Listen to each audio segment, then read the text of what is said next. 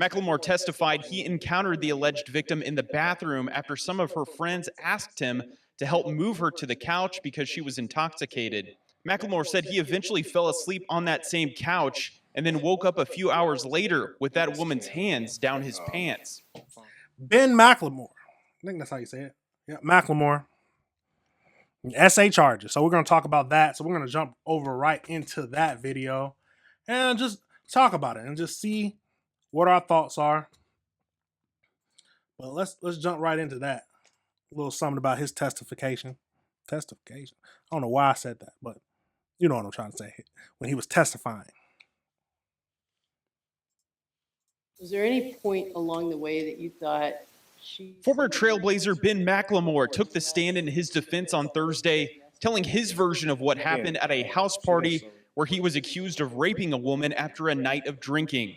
Mclemore says the evening began with bowling before team members met at Robert Covington's Lake Oswego home for cards and drinking. But I was just, just being there and just enjoying the night and just, having that time with my teammates and stuff. Mclemore testified he encountered the alleged victim in the bathroom after some of her friends asked him to help move her to the couch because she was intoxicated. Mclemore said he eventually fell asleep on that same couch and then woke up a few hours later with that woman's hands down his pants. Fondling me and basically arousing me. So that's what pretty much woke me up. Again, I'm in deep sleep. That's when Mclemore says he began having sex with a woman, an encounter he describes as consensual. She didn't show no signs of distress or discomfort. First thing is, well, I guess it's not your house, so you don't have a room to go to, but I'm not gonna fall asleep on the couch with someone I don't know. Especially a drunk girl. Anything can happen. I'm not trying to she wakes up, thinks something happened. Now I don't know what's going through her mind, but a lot of bad decisions this whole way around. A lot of bad decisions. And didn't, give me no signs at all or alertness of that. Mclemore says that he and the alleged victim never spoke with each other before, during, or after the encounter, and he left Covington's house immediately after they had sex. During cross-examination, the prosecution argued the alleged victim never consented to sex with Mclemore. You did say on direct, it was one of the most terrible things I've ever done in my life. Right. Having sex with an unconscious woman would be one of the most terrible things, wouldn't it? I don't think that's what he said. I'm saying unconscious, but that moment was me leaving without saying anything was definitely a terrible one of the two. Yeah, that's the trial will continue tomorrow here in Clackamas County with more experts and character witnesses expected to testify. Closing arguments could happen some. Now with that brings a question to my mind. Because people talk about, yes, the man is responsible for making sure the woman is consenting. Now, it sounds like to me they were both drinking, which doesn't, yes, he made a terrible mistake, and his judgment was awful. I don't know if he actually essayed the girl.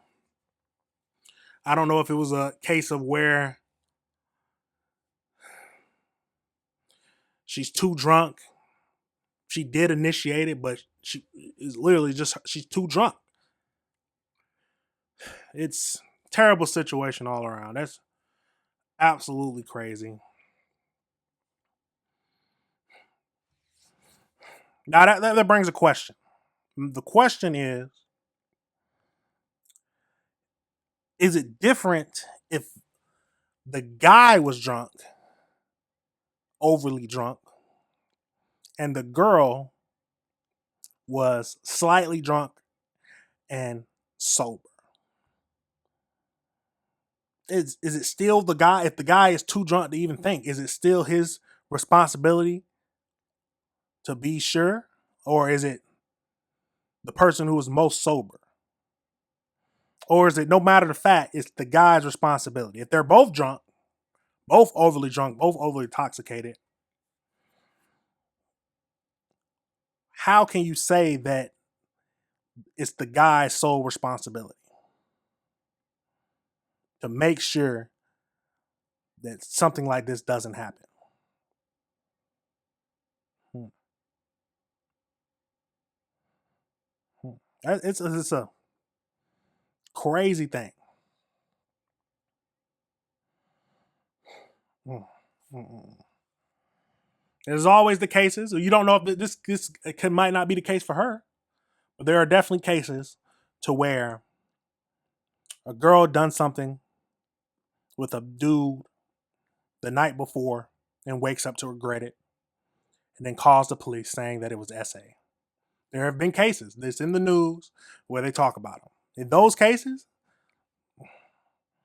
the guy's life is ruined. You don't know what happened. But hey, like I said, this is not. We don't know if that's this case. In all actuality, sounds to me like she was too intoxicated. Too intoxicated. He was definitely intoxicated too. But society, on society's rules, it's the guy's responsibility to not to to understand and not act on it. If she actually did what she said and put her hands down his pants, I don't know. It's a crazy scenario to me. She initiated it, but she's too drunk to understand what she was initiating. Now we're down that good. Now we don't know if that, because that's his testification. I'm not sure if she even agree. We'll deep dive into more of this testifying, more of the trial, and see what if she actually remembers anything that happens. If she remembers reaching down into his pants, she might not. I'm assuming, might just my assumption that she doesn't remember it, and all she did was just wake up and she knew that somebody had had SA'd her. Mm-mm. That is a crazy situation. All this, so former trailblazer.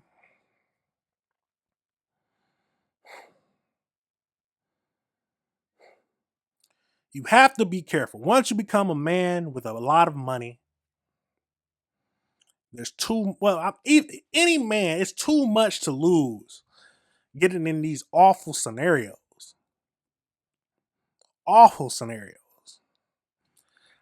It's getting more and more like you need to have some written out in paper so before you even have any kind of act, freaky time, whatever you want to call it, that you got to have some kind of written form of consent. Because it's a scary world out here. Scary world out here. The same thing with Shannon Sharp. Shannon Sharp. And even though most of even the woman said most of the acts was consensual, she said it was some parts that were forced. So it's at what point, maybe it just depends on the girl, where she would turn around a consensual act saying that, oh, some parts weren't consensual. I don't know. But you have to protect yourself, fellas. Have to protect yourself. You can't get in these sticky situations or these stupid situations where your whole life and future is at risk because of one stupid mistake. Honestly, if I don't know, I can't say it. I don't know. That's a crazy scenario. If it is how he said, and he goes to sleep and he wakes up with her hands down down his pants. That is a crazy scenario. That is a crazy scenario. But I'll keep everyone updated on the trial. That was a little quick. I had to talk about that because I was thinking about that when Anton Daniels was talking about it yesterday on his Millionaire Morning Show. Yep, we'll give a shout out to him. So if you go and watch that if you haven't, but that's absolutely crazy. Those just some things to think about. Like, is it always? Can the woman ever be wrong in that scenario? Can the woman ever be sober, like not sober, but can a woman who is sober and sleeps with a very intoxicated man, too intoxicated it might be, or can a man ever be too intoxicated? These are questions that we need to think about. Questions we need to think about. But that's it for that video. Just a little small something we want to talk about, but that is absolutely wild.